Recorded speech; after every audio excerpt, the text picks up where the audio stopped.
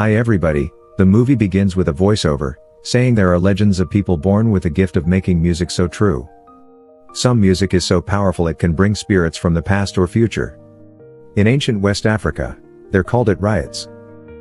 This gift can bring healing to their communities, but it also attracts evil. Clarksdale, Mississippi, October 1932. Sammy Moore arrives at a church looking hurt with claw marks on his face and holding only the neck of a broken guitar. Inside, his father Jedediah, a pastor, is deep in prayer. When he sees Sammy, he asks him to come inside and tries to comfort him. Jedediah tells his son to turn away from music, to follow God and repent, but Sammy stays silent, holding tight to what's left of his guitar. While his father telling all this, Sammy experiences a vision where someone badly hurting him. The story jumps back to one day earlier. Sammy's cousins, twin brothers named Smoke and Stack, return to Clarksdale after living in Chicago. They've stolen money from gangsters and are waiting for someone to arrive. Soon a car pulls up and a man named Hogwood, a former Klansman, and steps out. He takes them to an old sawmill, the place Smoke and Stack plan to buy and turn into a juke joint for the black community. They give Hogwood a bag of and warn him if he or any of his clan friends come near again, they'll be killed. The twins go to pick up Sammy, and together they head to a hidden spot by the roadside where they've stashed a truck full of alcohol meant for the big opening party at the sawmill. Suddenly a snake slithers out, but Smoke kills it fast. After checking the truck, Smoke says they should wait and open the juke joint next weekend, but Stack insists it has to be tonight. Smoke agrees, but says they'll need to split up. Someone has to guard the truck, so Smoke stays behind while Stack and Sammy head off to set up the juke joint. Smoke starts the truck and drives into town to meet some friends. When he gets there, he spots a little girl and asks her to keep an eye on the truck. He tells her, if anyone comes near and stays too long, just honk the horn. He'll pay her 10 cents for every minute. She agrees, and he heads inside. Inside, he meets his old friend Bo Chow and his daughter Lisa. Smoke asks for help with a sign and other things needed for the sawmill's opening night, but suddenly the girl blasts the horn. Smoke runs outside and sees two men trying to steal the truck full of alcohol without hesitating. He shoots one in the back and the other in the leg to show he's serious. One of the men recognizes him and quickly apologizes, saying he didn't know it was Smoke's truck, but Smoke shoots him again. The people in town watch, but they don't panic. They know the twin brothers and respect them. Smoke walks back inside and gives Bo Chow some money to handle the men he just shot. Then he says he needs someone to make a sign for the sawmill. Bo calls out to his wife, Grace, and she agrees to do it. Smoke hands her $14 for the job. Meanwhile, Stack brings along Sammy, who dreams of being a blues musician. Stack heads to the train station to find an older blues singer, Delta Slim. To get attention, they have Slim play a song right there, drawing a small crowd. At first, Delta refuses to take the job, but when Stack offers him some Irish beer they plan to sell at the party, Slim agrees to join. Just then, Mary, a childhood friend of the twins and Stack's former love, shows up. She's upset they never sent flowers or even a message after her mom passed the day before. A woman who was like a mother to them too. At the same time, Sammy meets Pearl, a married woman he flirts with and invites to the juke joint's grand opening. On his way back, Smoke spots his old friend Cornbread working in a cotton field alongside his wife Therese. Smoke pulls him out of the field and hires him as security for the juke joint's opening, then drives off. Later, Smoke visits his estranged wife, Annie, who practices voodoo. She isn't happy to see him when he offers her money to help with the house.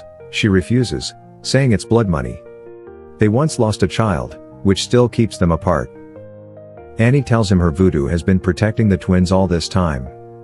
As the sun sets, an Irish man named Remick, who is covered in blood, rushes to the home of a racist couple, Bert and John.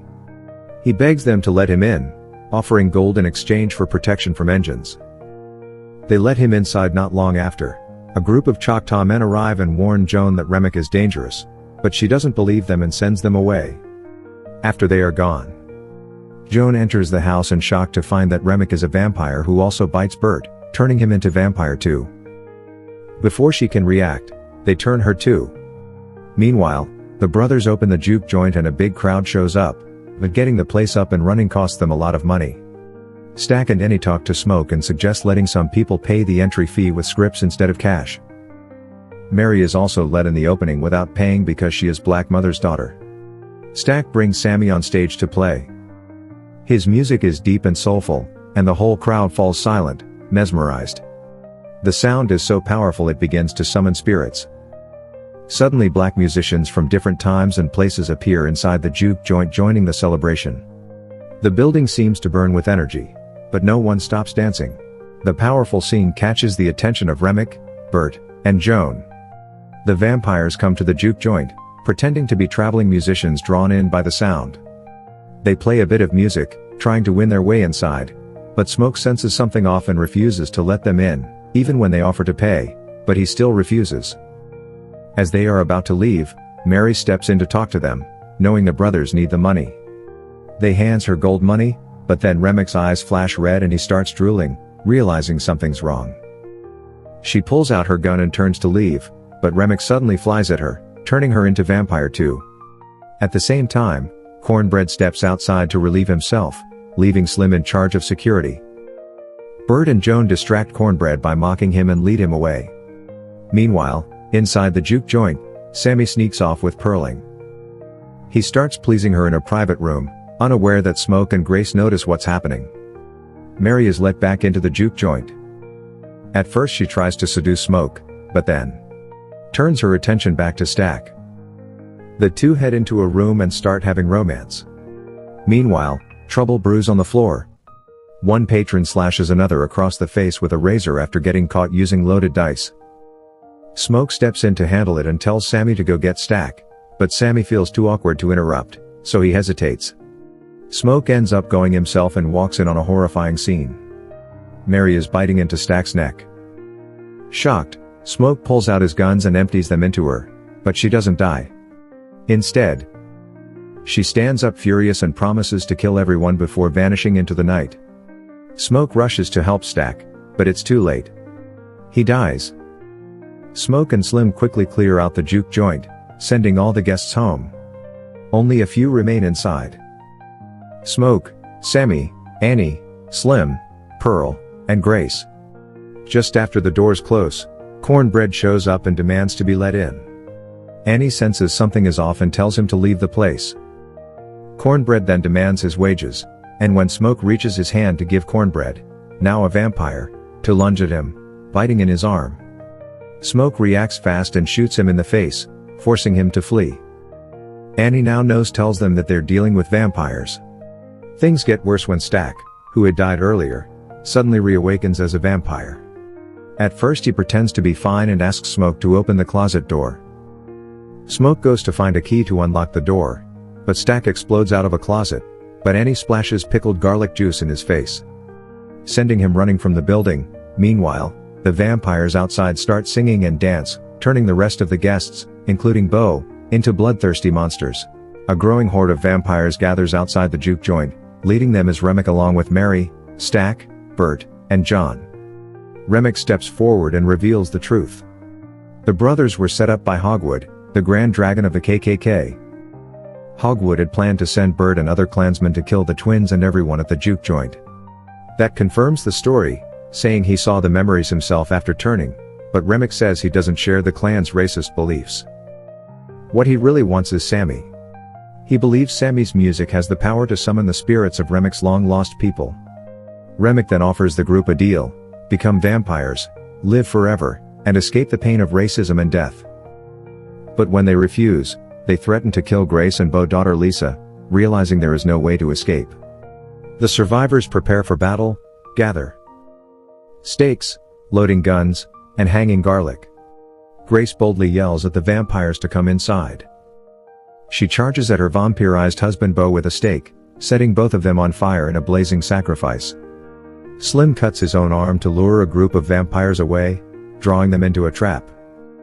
Meanwhile, Pearl is fatally wounded right in front of Sammy, leaving him devastated. The others fight fiercely, staking and blowing up the vampires one by one. Annie is bitten during a chaos. Knowing what's coming, she asks Smoke to her before she turns with a heavy heart. He does it, watching from a distance. Stack and Mary feel a flicker of humanity return as they react with grief and horror at Annie's death. Smoke and Stack end up in a brutal fight while outside. Sammy tries to run from Remick. The vampire slashes Sammy's face, matching the scars seen earlier, but Sammy fights back, grabbing guitar and ramming the silver piece into Remick's skull. Just then, Smoke appears and drives a stake through Remick's chest. As the sun rises, Remick erupts in flames. And the rest of the vampires follow, burning to ashes with him, knowing the clan is on their way. Smoke tells Sammy to run and save himself. Then he loads up with weapons and hides, waiting as the clansmen roll in, start shooting at them and killing. He even throws a grenade to the vehicle to kill the man. During the shootout, he also gets shot in the gut, but he does not stop. He kills the rest one after another. Finally, it's just Hogwood left. He begs for his life and offers money, but Smoke kills him too. As Smoke lies dying, he sees Annie's spirit and spirit of their lost child. Meanwhile, Sammy returns to the church. His father begs him to give up music, but Sammy refuses. He drives north with the guitar still in his hand. During the credits, we see Sammy in 1992, now an old blues musician, still playing. After his show, Stack and Mary appear looking the same as they did decades ago. They smile and hug him. Stack says Smoke didn't kill him that night. He told him to stay away and protect Sammy from the shadows. Stack knows Sammy's time is almost up. He offers to turn him into a vampire, so he can live longer and keep making music, but Sammy gently refuses. He says he's seen enough and when his time comes, he's ready.